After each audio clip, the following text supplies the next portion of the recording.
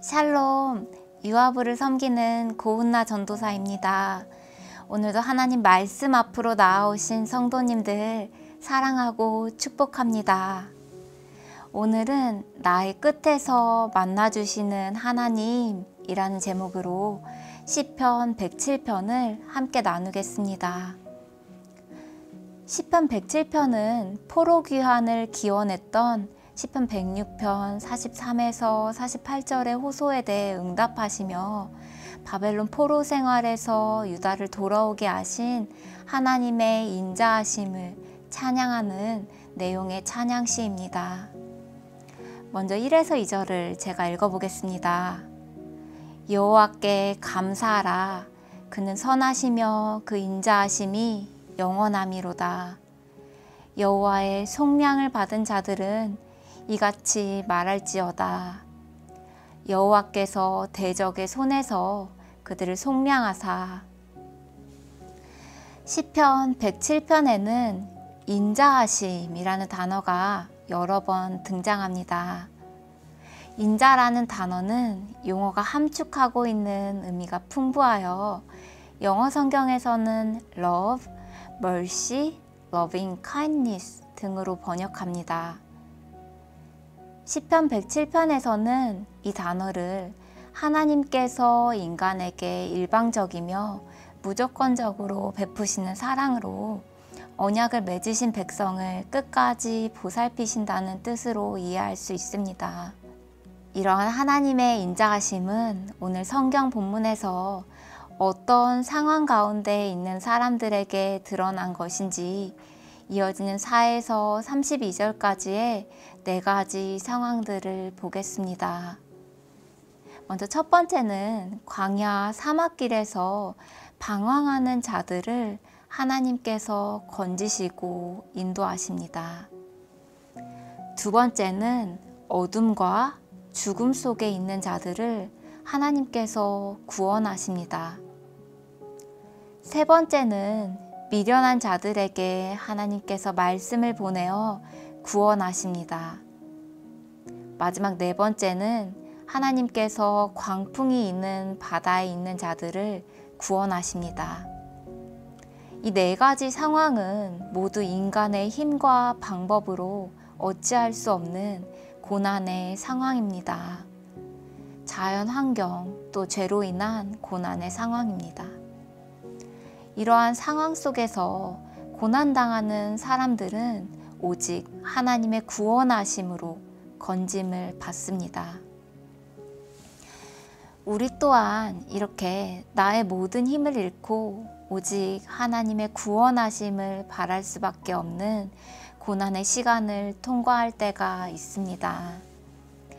이러한 인생의 고난의 시간에 하나님의 인자하심을 경험하기를 원하는 우리가 할 수 있는 것은 무엇일까요?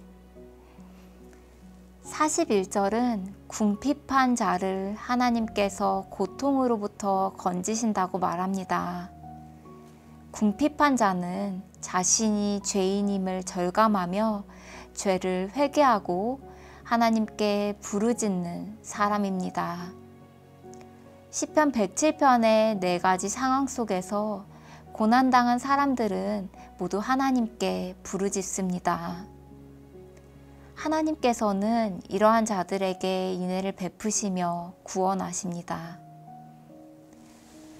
이렇게 간절히 기도하여 하나님의 인자하심을 경험하고 고난으로부터 건짐받은 한 사람을 제가 소개하려 합니다. 존 뉴턴이라는 11살의 소년이 있었습니다.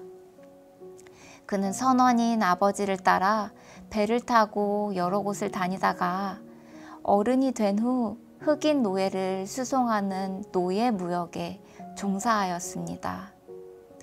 당시 노예로 납치된 흑인은 가축 이하의 대우를 받았고 수송선의 위생 상태가 열악해 목적지에 도착하기 전에 영양실조와 탈수증, 간염 등으로 사망하는 일이 많았다고 합니다.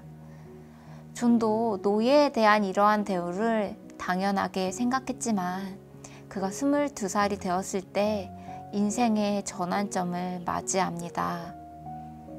선장이 된 그의 배가 폭풍우를 만나 좌초될 위기에 빠지게 된 것입니다.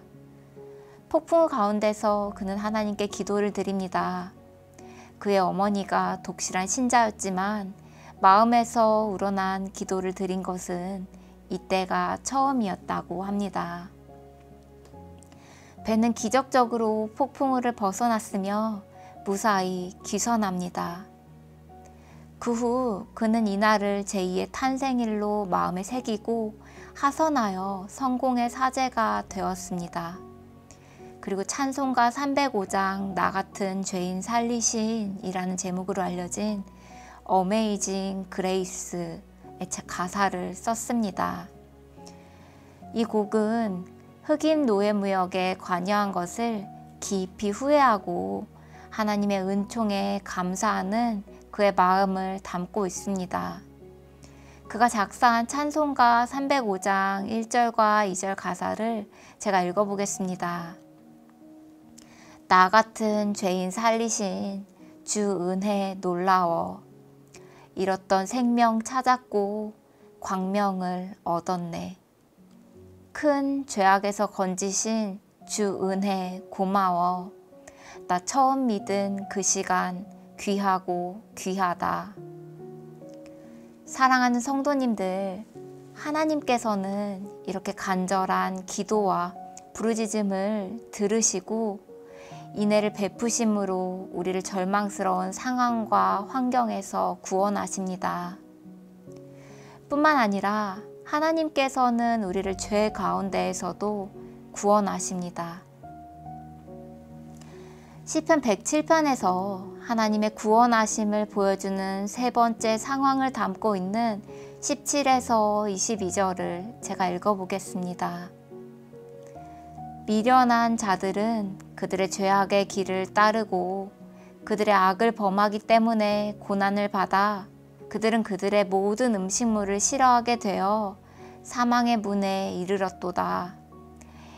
이에 그들이 그들의 고통 때문에 여호와께 부르짖음에 그가 그들의 고통에서 그들을 구원하시되 그가 그의 말씀을 보내어 그들을 고치시고 위험한 지경에서 건지시는도다.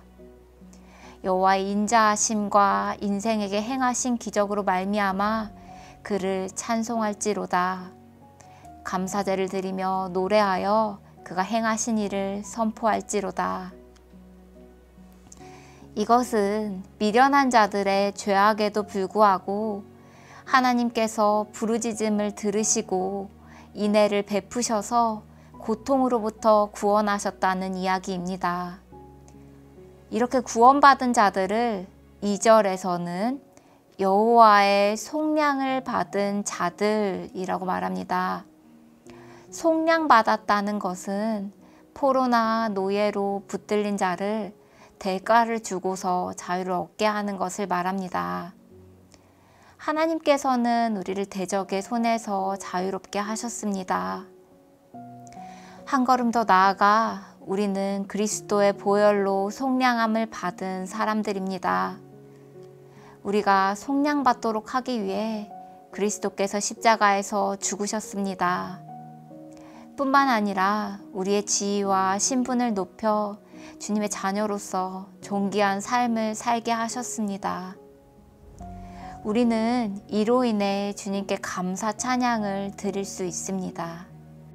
오늘 우리는 시편 107편에 나오는 사람들처럼 황량한 사막에서 방랑하거나 어둠이 짙은 곳에서 강제적으로 거주해야 한다거나 죽을 만큼 아프거나 바다에서 거친 폭풍에 휩싸이지는 않을지도 모릅니다. 그러나 우리 모두에게는 오직 하나님의 구원의 손이 꼭 필요한 인생의 시간을 지날 때가 있습니다. 시편 107편은 이처럼 나의 힘으로 더 이상 어찌할 수 없는 나의 끝을 만날 때 해야 할 일이 무엇인지 가르쳐 줍니다.